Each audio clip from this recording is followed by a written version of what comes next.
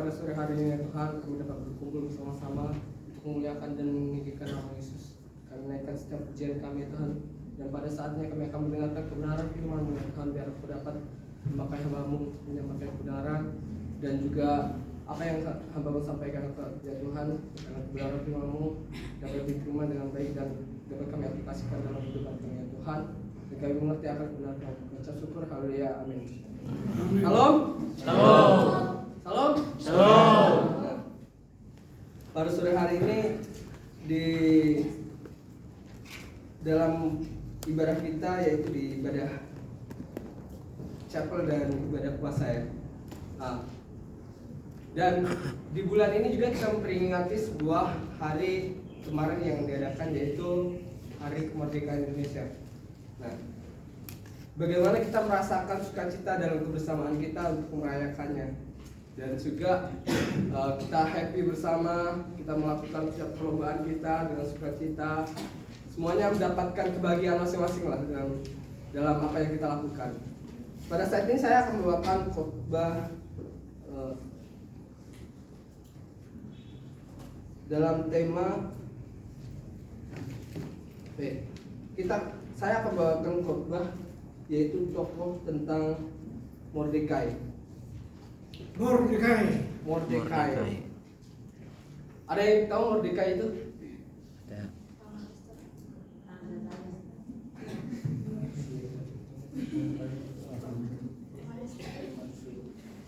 Mordekai itu terdapat di dalam kitab Esther.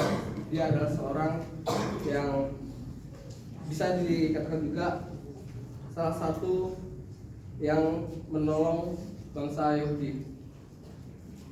Dia yang mengasuh seorang Esther, Ratu Esther. Pasti kalau semuanya dengar kata Ratu Esther, pasti semuanya tahu bagaimana kemurahan dia untuk menyelamatkan bangsanya.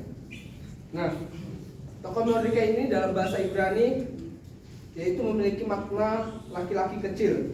Selain itu juga bisa juga diartikan sebagai pejuang. Dan Mordekai bin Yair bin Simei bin Kis adalah orang Yahudi dari suku Benyamin. Terdapat dalam Esther 2 ayat 5. Kakek buyutnya Kis yang diangkut dari Yerusalem sebagai salah seorang buangan yang turun dengan Yekonya, raja kerajaan Yehuda, ketika ia diangkut ke dalam pembuangan raja oleh Raja Nebukadnezar dalam Raja Babel. Nah, Mordekai ini juga disebut sebagai pahlawan Yahudi di dalam kitab Kehidupan Esther. Anak Abihail, ratu yang dipilih oleh Raja Ahasveros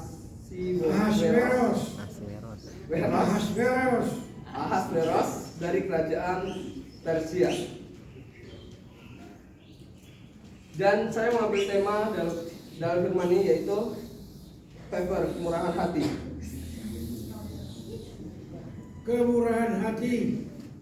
Kemurahan hati. Kita dapat lihat di Esther 10 ayat 1 sampai 3.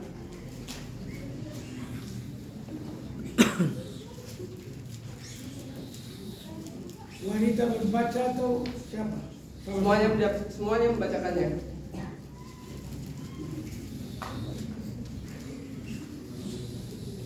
Sudah ketemu, amin? Amin. Kita akan membacakan bersama-sama dalam hitungan ketiga. 1, 2, 3. Maka Raja Ahasuerus mengenakan ganti atas dinding dan daerah. Segala kekuatannya yang hebat serta gagah dengan pilihannya sesama.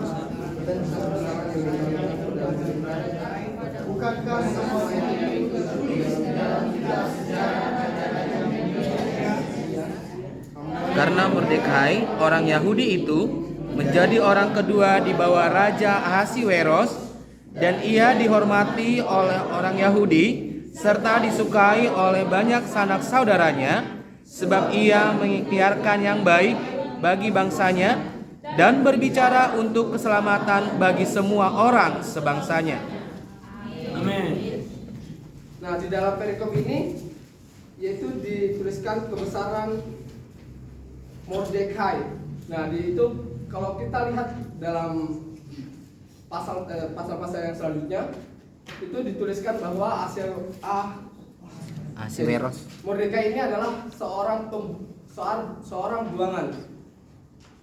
Dia ini adalah seorang buangan. Kalau misalnya kita dalam mengerti seorang pembuangan itu adalah orang yang belum memiliki sesuatu, orang yang dibuang, yang tidak memiliki status ataupun mungkin tidak memiliki arti dalam tempat di situ. Dia bukan siapa-siapa. Nah, tetapi Mordekai ini dia orang menjadi orang buangan yang telah direncanakan Tuhan untuk membebaskan bangsanya. Nah, dan kebaikan Mordekai ini yang dilakukan yang pertama yaitu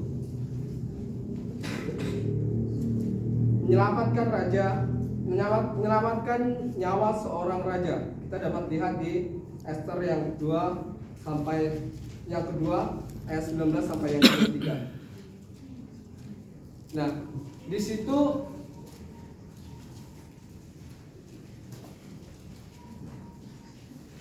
Pak Enos baca. Berdiri Pak Enos baca ini yang terang. Maaf. Ester pasal 2 ayat 19 sampai 23. Demikian firman Tuhan. Mordekai mengetahui suatu sekongkolan. Selama anak-anak darah dikumpulkan untuk kedua kalinya, Mordekai duduk di pintu gerbang istana raja. Adapun Ester tidak memberitahukan asal-usul dan kebangsaannya seperti diperintahkan kepadanya oleh Mordekai. Sebab Ester tetap berbuat menurut perkataan Mordekai seperti pada waktu ia masih dalam asuhannya. Pada waktu itu, ketika Mordekai duduk di pintu gerbang istana raja, sakit hatilah Bigtan dan Teres, dua orang sida-sida raja yang termasuk golongan penjaga pintu. Lalu berikhtiarlah mereka untuk membunuh Raja Ahasiweros. Tetapi perkara itu dapat diketahui oleh Mordekai, lalu diberitahukannya lah kepada Ester, sang ratu. Dan Ester mempersembahkannya kepada raja atas nama Mordekai. Perkara itu diperiksa dan ternyata benar. Maka kedua orang itu disulakan pada tiang. Dan peristiwa itu dituliskan di dalam kitab sejarah di hadapan raja. Amin. Nah, di dalam kebaikan Mordekai ini, yang pertama dia menyelamatkan oleh nyawa seorang raja yang memimpin pada saat itu. Dia mengetahui rencana yang direncanakan oleh seorang yang menjaga pintu gerbang yang di istana itu. Dua orang bercakap-cakap. Ya, dua orang yang bercakap-cakap di situ, yaitu Bigtan dan Teres. Dua orang itu merencanakan kejahatan untuk membunuh seorang raja. Tetapi Mordekai mengetahuinya dan dia mengatakan kepada Ester, sehingga terbukalah rahasia untuk membunuh raja tersebut, dan akhirnya mereka disulakan. Nah, dan kebaikan yang kedua yaitu ia menyelamatkan bangsanya. Itu terdapat di dalam Ester 3 ayat yang kelima sampai yang ke-6. Ibu Asraf baca sendiri. Ini bertanggung jawab ini. Pelayanan dan Ibu Asraf bertanggung jawab. Ester 3 ayat 5. Ketika Haman melihat bahwa Mordekai tidak berlutut dan sujud kepadanya, maka sangat panaslah hati Haman. Tetapi dia menganggap dirinya terlalu hina untuk membunuh hanya Mordekai saja, karena orang telah memberitahukan kepadanya kebangsaan Mordekai itu. Jadi Haman mencari ikhtiar memunahkan semua orang Yahudi, yakni bangsa Mordekai itu, di seluruh kerajaan Ahasveros. Nah, di sini saya menyebutkan bahwa kebaikannya menyelamatkan bangsanya, bahwa si Mordekai ini ketika seorang Haman ini adalah orang bawah pimpinannya si Raja Ahasiweros tadi, Perdana Menterinya. Perdana Menterinya. Dia dipercayakan sebagai Perdana Menterinya. Nah, di situ semua orang pada tunduk kepada Haman. Mereka merasakan takut. Tapi ketika Mordekai di situ, dia tidak mau tunduk kepada Haman itu tadi. Dan maka dikatakan di sini tadi bahwa sakit hatilah dan panas hatilah si Haman kepada si Mordekai tadi. Tapi kalau misalkan kita lihat juga bahwa seorang raja kalau hanya membunuh seorang Mordekai yang saya sebutkan tadi hanya salah satu orang buangan, kalau dia membunuhnya, dia merasa di sini merasa apa ya, kurang berwibawa lah. Masa seorang Haman membunuh seorang buangan tersebut, membunuh seorang yang rendah, dan akhirnya dia menunjukkan kepada si Mordekai ini agar dia tahu siapa si Haman tersebut. Nah, makanya dia mencari siapa Mordekai ini. Akhirnya dia mengetahui bahwa Mordekai ini adalah bangsa orang Yahudi. Dan akhirnya si Haman ini merencanakan untuk memusnahkan orang Yahudi supaya si Haman ini tahu bahwa dia ini bukan orang-orang sembarangan. Dia ini bukan orang yang ecek-ecek. Sehingga biar si Mordekai ini tahu bahwa dia mau tunduk kepadanya. Tapi di situ si Mordekai tetap tidak mau tunduk kepada si Haman tersebut. Nah, makanya di sini dapat saya sebutkan bahwa dia menyelamatkan bangsanya. Nanti kita akan dapat lihat juga bahwa dalam peristiwanya selanjutnya dia itu mempertaruhkan bangsanya juga. Dan kita dapat lihat juga poinnya.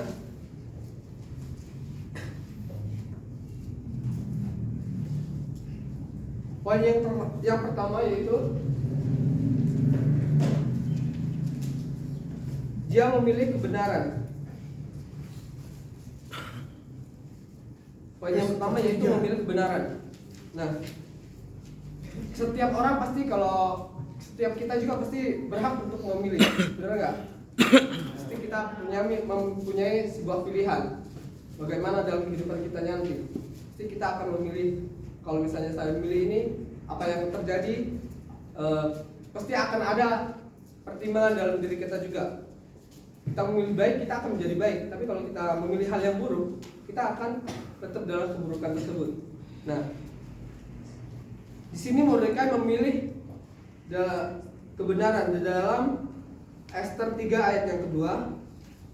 Dan semua pegawai raja yang di pintu gerbang istana raja berlutut dan sujud kepada Haman, sebab demikian diperintahkan raja tentang dia, tetapi Mordekai tidak berlutut dan tidak sujud. Nah, disitulah tindakan pertama yang diambil oleh Haman.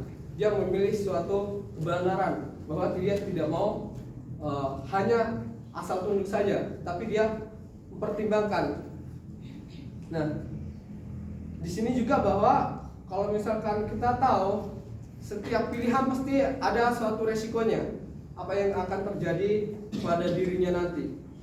Nah, di dalam kehidupannya si Mordekai ini, pada saat dia sudah memilih itu, pasti dia sudah tahu ke depannya dia berurusan dengan si Haman tersebut.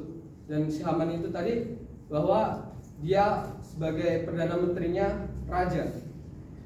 Dia pasti kalau misalnya berurusan dengan orang yang memiliki jabatan, pasti seharusnya dia udah tahu resikonya apa yang akan terjadi.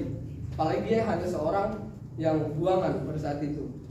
Nah, di poin yang kedua yaitu pertolongan Tuhan atas pergumulan. Kita dapat dilihat dari Ester 4 ayat yang 3 sampai yang keempat.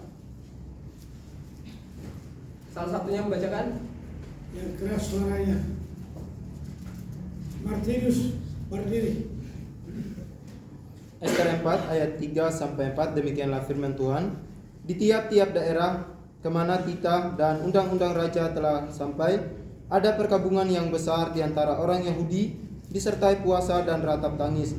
Oleh banyak orang dibentangkan kain kabung dengan abu sebagai lapik tidurnya. Ketika dayang-dayang dan sida-sida Ester memberitahukan hal itu kepadanya, maka sangatlah risau hati sang ratu. Lalu dikirimkannyalah pakaian supaya dipakaikan kepada Mordekai dan supaya ditanggalkan kain kabungnya daripadanya, tetapi tidak diterimanya. Amin. Nah, yang di dalam poin yang kedua ini, bagaimana pada saat itu si Mordekai itu berusaha untuk menyelamatkan bangsanya yang saya sebutkan tadi, bahwa dia merasa bangsanya itu terancam. Dan di sini juga di ayat ini dikatakan di ayat yang ketiga, tiap-tiap daerah kemana titah dan undang-undang raja telah sampai, dan ada perkabungan yang besar besar di antara orang Yahudi, disertai puasa dan ratap tangis. Oleh banyak orang dibentangkan kain kabung dengan abu sebagai lapik tidurnya. Kalau di zaman dulu, berkabung itu dalam artian orang yang merasakan kesedihan mendalam dalam kehidupannya. Makanya dia melakukan sebuah berkabung. Ada tak yang tahu berkabung itu bagaimana?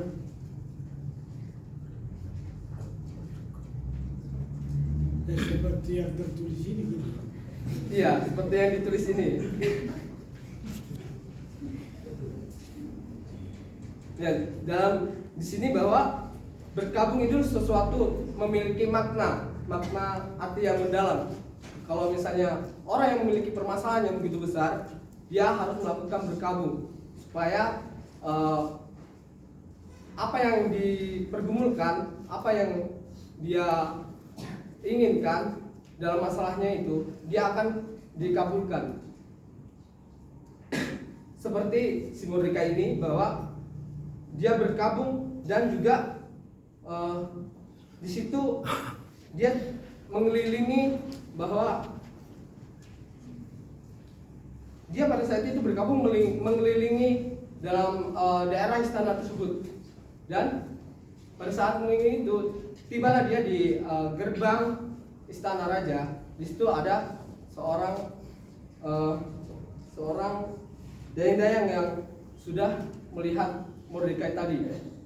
Nah, dan juga sebelum itu juga si Ester ini adalah saudara, dapat dikatakan memiliki ikatan saudara dengan si Mordekai tersebut. Dia sudah menjadi seorang ratu. Nah, di situ dayang-dayangnya melaporkan kepada seorang Ester tadi, melaporkan si Mordekai tersebut telah melakukan perkabungan.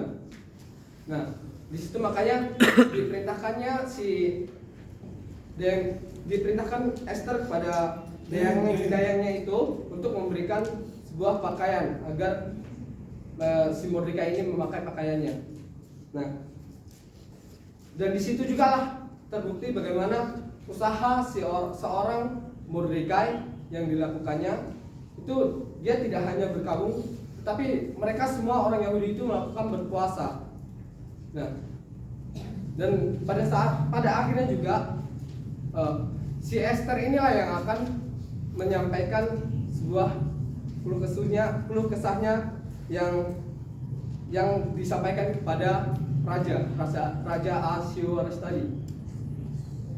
Nah, dan disitulah bagaimana pertolongan Tuhan yang diberikan oleh Mordekai dan juga bangsa Yahudi tersebut, yang pada saatnya yang pada sebelumnya tadi akan dihabiskan, tetapi di situ pertolongan Tuhan ada dalam kehidupan orang bangsa Yahudi oleh perantara Mordekai dan juga Ester. Nah, di poin yang kedua yaitu tindakan yang dapat menentukan hidupmu. Kita dapat lihat di Ester yang ke-6 ayat 1 dan kedua. Tony boleh membacakannya? Ester 6 ayat 1 sampai 2. Pada malam itu juga raja tidak dapat tidur, maka bertitahlah Baginda membawa kitab pencatatan sejarah, lalu dibacakan di hadapan raja. Dan di situ didapati sesuatu catatan tentang Mordekai yang pernah memberitahukan bahwa Bigtan dan Teres, dua orang sida-sida raja yang termasuk golongan penjaga pintu, telah berikhtiar membunuh Raja Ahasiweros. Nah, disinilah saya memberikan poin tindakan yang dapat menentukan hidupmu. Bahwa Mordekai tadi sebelumnya bahwa dia menyelamatkan nyawa seorang raja, dan di situ dituliskan di dalam kitab-kitab percatatan sejarah. Nah, pada saat dia akan di sini bahwa pada saat dia akan dibunuh oleh seorang si Haman pada saat itu. Nah, di situ sebelumnya bahwa si Haman ini sudah menyediakan gantung terhadap si Mordekai tadi. Dia mengetahui bahwa si Mordekai ini tidak pernah mau tunduk pada si Haman. Nah, di situ dia bercakap-cakap dengan istrinya dan juga sahabat dan saudaranya oleh si Haman ini, berencana untuk menyulahkan si Mordekai. Nah, pasti sebagai seorang yang manusiawi, kita pasti sudah merasakan takut ketika kita akan disulahkan. Kita pasti akan merasakan sebuah kekhawatiran lah. Kalau misalnya kita aja berdiri di tengah-tengah orang banyak, kita mungkin merasakan gimana nanti yang akan terjadi terjadi ketika saya di depan. Bagaimana kalau misalnya kayak ujian kemarin, apa yang akan terjadi nanti kalau misalnya saya ditanya-tanya oleh dosen menguji saya? Itu di situ kita sudah merasakan sebuah kekhawatiran, sebuah ketakutan.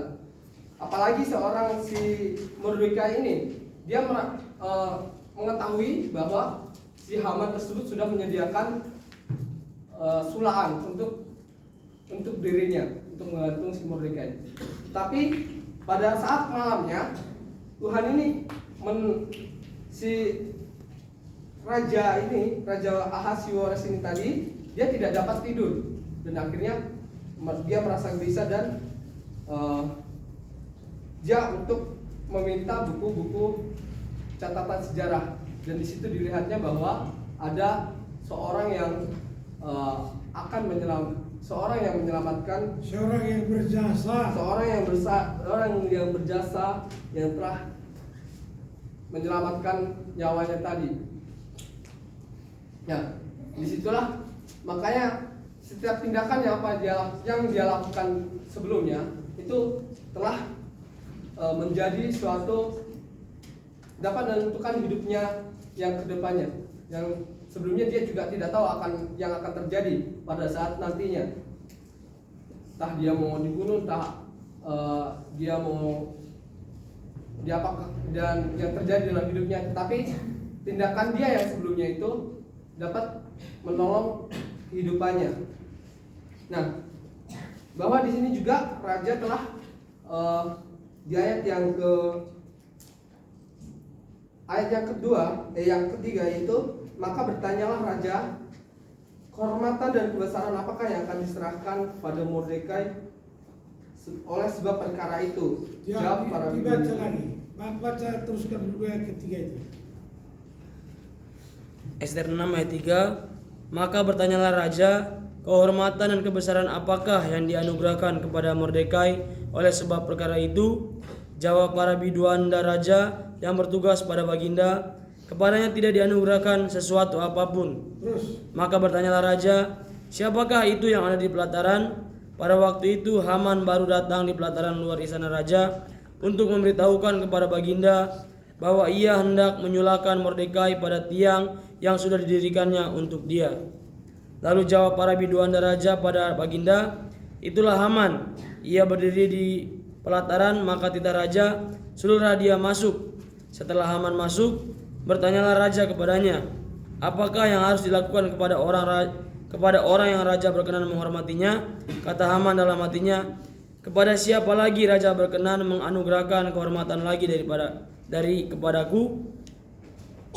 Oleh karena itu jawab Haman kepada raja mengenai orang yang raja berkenan menghormatinya, hendaklah diambil pakaian kerajaan yang biasa dipakai oleh raja sendiri, dan lagi kuda yang biasa dikendarai oleh raja sendiri, dan yang diberi mahkota kerajaan di kepalanya, dan hendaklah diserahkan pakaian dan kuda itu ke tangan seorang dari antara para pembesar raja, orang-orang bangsawan. Lalu hendaklah pakaian itu dikenakan kepada orang yang raja berkenan menghormatinya.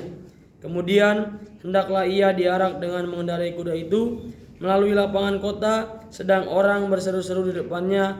Beginilah dilakukan kepada orang yang raja berkenan menghormatinya. Belum selesai, tahu? 10. Ayat 10. Maka titah raja kepada Haman, segeralah ambillah pakaian dan kuda itu seperti yang kau katakan itu, dan lakukanlah demikian kepada Mordekai orang Yahudi yang duduk di pintu gerbang istana. Sepatah kata pun janganlah kau lalaikan daripada segala yang kau katakan itu. Lalu Haman mengambil pakaian dan kuda itu, dan dikenakannya pakaian itu kepada Mordekai. Kemudian diaraknya Mordekai melalui lapangan kota itu, sedang ia menyerukan di depannya, beginilah dilakukan kepada orang yang raja berkenan menghormatinya. Kemudian kembalilah Mordekai ke pintu gerbang istana raja, tetapi Haman bergesa-gesa pulang ke rumahnya dengan sedih hatinya dan berselubung kepalanya. Dan Haman menceritakan kepada Zeres istrinya dan kepada semua sahabatnya apa yang dialaminya. Maka kata para orang arif bijaksana dan Zeres istrinya kepadanya, jikalau Mordekai yang di depannya engkau sudah mulai jatuh adalah keturunan Yahudi, maka engkau tidak akan sanggup melawan dia, malahan engkau akan jatuh benar-benar di hadapannya. Selagi mereka itu bercakap-cakap dengan dia, datanglah sida-sida raja, lalu mengantarkan Haman dengan segera ke perjamuan yang diadakan oleh Ester. Nah, di dalam perikop ini tadi dikatakan bahwa seorang Mordekai yang telah menolong seorang raja, dia mendapatkan sebuah penghormatan dari seorang raja tersebut. Tindakannya yang dulu belum diketahui apa yang akan menjadi dalam kehidupannya, dan setelah itu di sini telah dia diberikan penghormatan kepada seorang raja. Nah, diceritakan juga bahwa seorang Haman ini tadi, dia yang sebelumnya tidak tahu siapa yang akan dihormati, dia merasakan bahwa kemungkinan dirinya yang telah dikatakan seorang raja, tapi di situ tidak, bahwa dia mengatakan bahwa si Mordekai lah yang akan diberikan penghormatan tersebut. Nah, dan yang dapat kita teladani dalam tokoh Mordekai ini mengajarkan kita yang pertama untuk menaruh keyakinan kepada Allah karena dia memelihara kita. Yang kedua untuk percaya kepada Allah sebab waktu Tuhan sangat sempurna.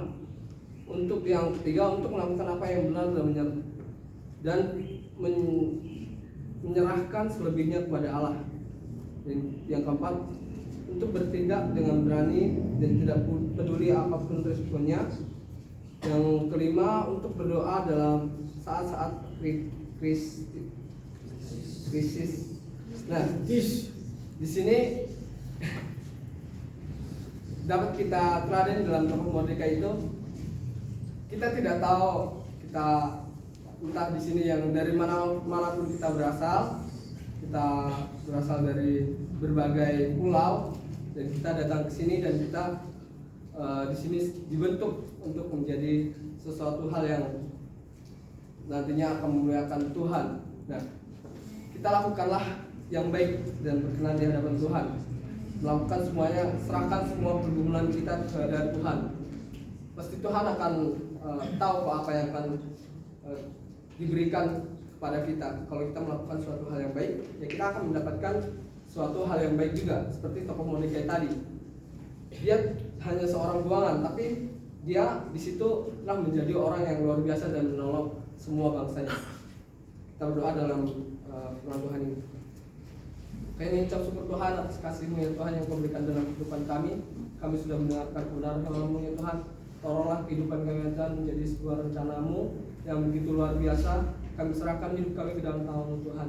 Biar Engkau yang telah menentukan kehidupan kami melakukan apa yang harus kami lakukan ya Tuhan. Tetapi segala yang tidak bisa kami lakukan, kami serahkan ke dalam tangan.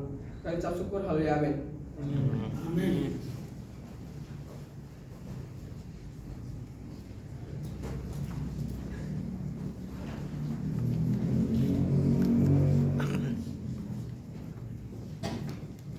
Firman Tuhan yang sangat memberkati kita.